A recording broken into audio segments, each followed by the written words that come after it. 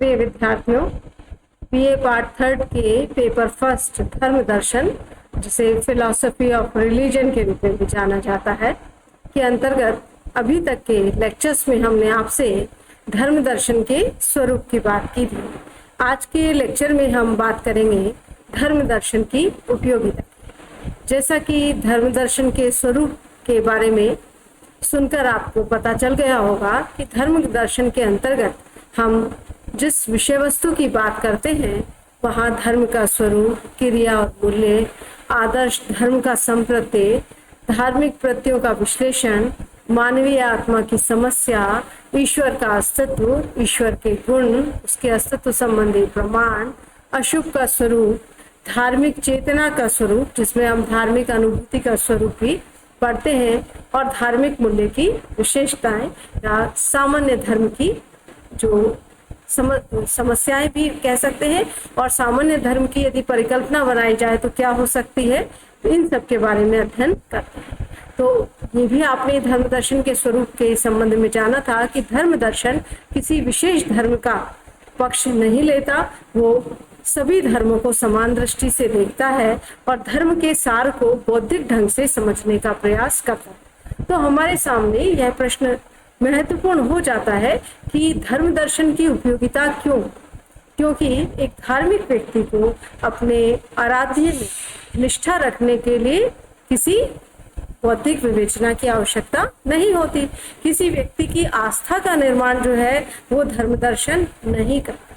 किसी आराध्य के प्रति प्रेरणा देने का आह्वान धर्म दर्शन नहीं करता। तो एक रूप में धर्म दर्शन धर्म की इस तरह से सहायता नहीं करता कि वो धर्म के मानने वालों की संख्या बढ़वा दे, या धर्म जो है उसके प्रति जो है आपकी संवेदनशीलता जो है वो इस कदर बढ़ा दे कि आप धार्मिक हो जाए। ऐसा कुछ धर्म दर्शन का हेतु नहीं।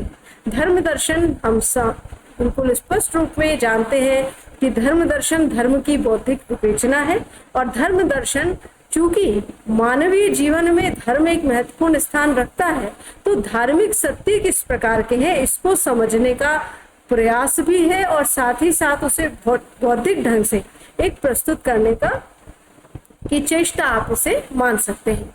तो धर्म दर्शन की उपयोगिता फिर क्या बचती है, तो इसके संबंध में कुछ बिंदु हैं जिसे आपके समक्ष रख रही हूँ, ताकि आप इसे समझ लें कि ये जो प्रश्न पत्र आपको पढ़ाया जा रहा है इसमें इस धर्म दर्शन का महत्व क्या है, यानी समाज में धर्म दर्शन की उपयोगिता क्या है। आपने जाना कि धर्म जो है मानवीय जीवन का कितना बड़ा व्यापार है, इतना लंबा मानवता का इतिहास रहा है, पर मनुष्य की सभ्यता और संस्कृति में धर्म की एक महत्वपूर्ण भूमिका रही है। आज भी विज्ञान के इतना तरक्की करने के बावजूद भी हम देखते हैं कि धर्म मनुष्य के जीवन में एक विशिष्ट स्थान। इसलिए धर्म दर्शन जिसकी की परिभाषा हमने आपको दी थी कि धर्म दर्शन धर्म की बौद्धिक विवेचना है, वो किस तरह से महत्वपूर्ण हो सकता है ये हमें जानना चाहिए।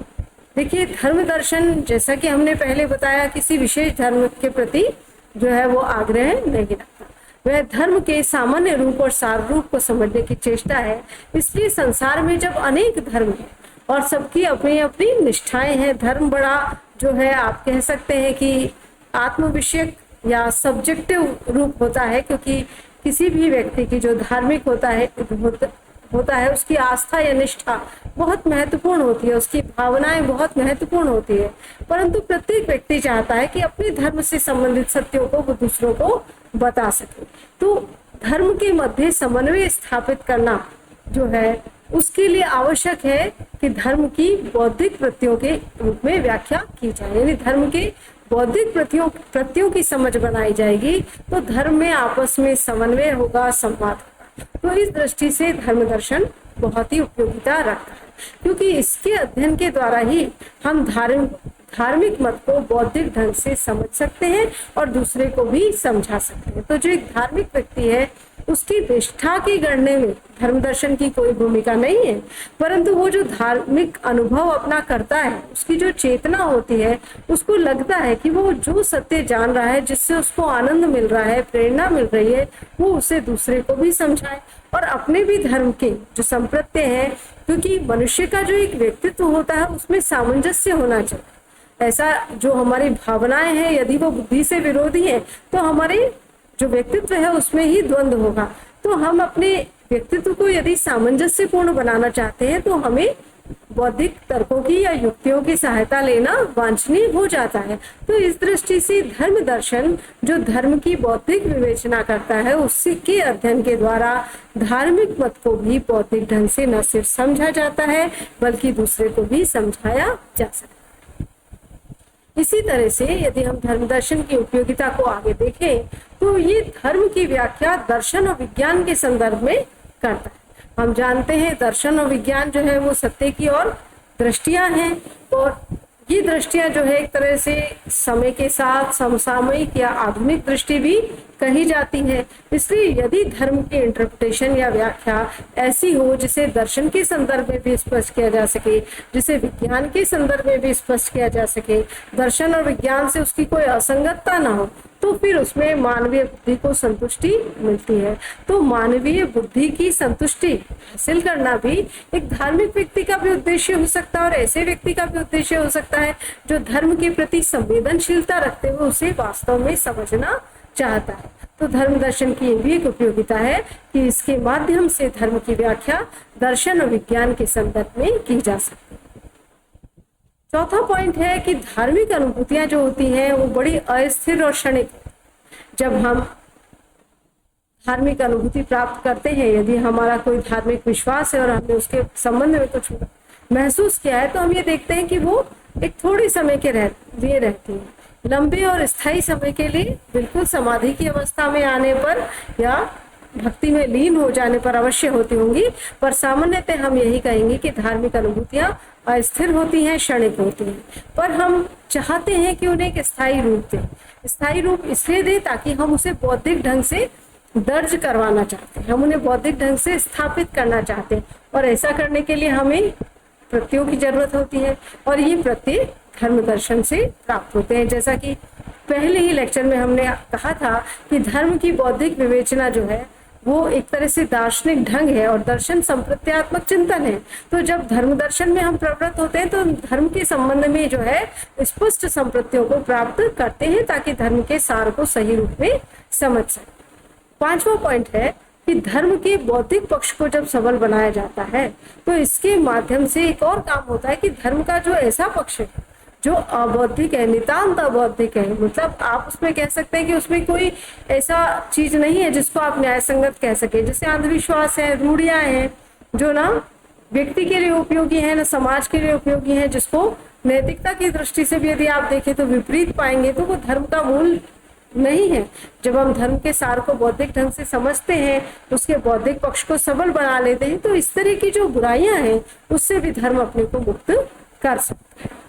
धर्म दर्शन की जब धर्म की बौद्धिक विवेचना होती है तो एक धार्मिक व्यक्ति, हालांकि उसकी जो भावनाएं होती है उसको तर्क की आवश्यकता नहीं है, पर वो भावनाएं भी तर्क के माध्यम से और ज्यादा गहरी भी हो सकती है, युक्ति संगत भी हो सकती है, तर्क संगत भी हो सकती है। तो इस तरह से धार्मिक व्यक्ति की आस्था को एक पॉजिटिव दिशा देने में, सकारात्मक दिशा देने में भी धर्म दर्शन सहयोग करता है।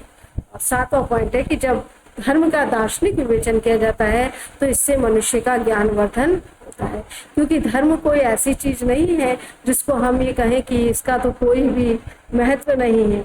इतना लंबा मानवता का इतिहास है, मनुष्य के सामने इतनी जटिल परिस्थितियां आती हैं कि उसको जीवन जीने के लिए भावनात्मक संबल की आवश्यकता होती है और वहां धर्म का एक अपना महत्व है। इसलिए जब इसका दार्शनिक विवेचन किया जाता है तो धर्म के प्रति एक सम्यक दृष्टि रखते हुए इसके सार को समझा जाता है।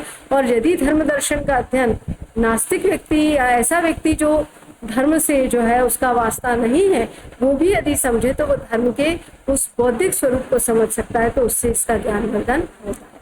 तो इस प्रकार से धर्म दर्शन जो है उसे हम ज्ञान की एक उपयोगी शाखा के रूप में जान सकते हैं। तो आज के लेक्चर में हमने धर्म दर्शन की उपयोगिता या महत्व को समझा। आपके परीक्षा की दृष्टि से धर्म दर्शन की उपयोगिता को स्पष्ट कीजिए। धर्म दर्शन धार्मिक संवाद और समन्वय में किस तरह से मदद कर सकता है, धर्म की बौद्धिक विवेचना की क्या आवश्यकता है, ऐसे प्रश्न पूछे जा सकते हैं, क्योंकि आपके कोर्स में जो पहला टॉपिक है वो है धर्म दर्शन का स्वरूप और सरोकार। पिछले वर्ष के लेक्चर में हमने धर्म दर्शन के सरोकार पर एक लेक्चर दिया था, उसको थोड़ा सा दृष्टिभेद रखते हुए हमने इस धर्म दर्शन की उपयोगिता के लेक्चर को बनाया है। आप इन सभी लेक्चर्स के माध्यम से एक लंबा प्रश्न भी लिखने का अभ्यास कीजिएगा। धर्म दर्शन के स्वरूप और सरोकार को समझाइए। आज हम धर्म दर्शन के इस टॉपिक को पूरा कर रहे हैं। अगले उसमें हम धर्म और नैतिकता पर विचार करेंगे। Thank you.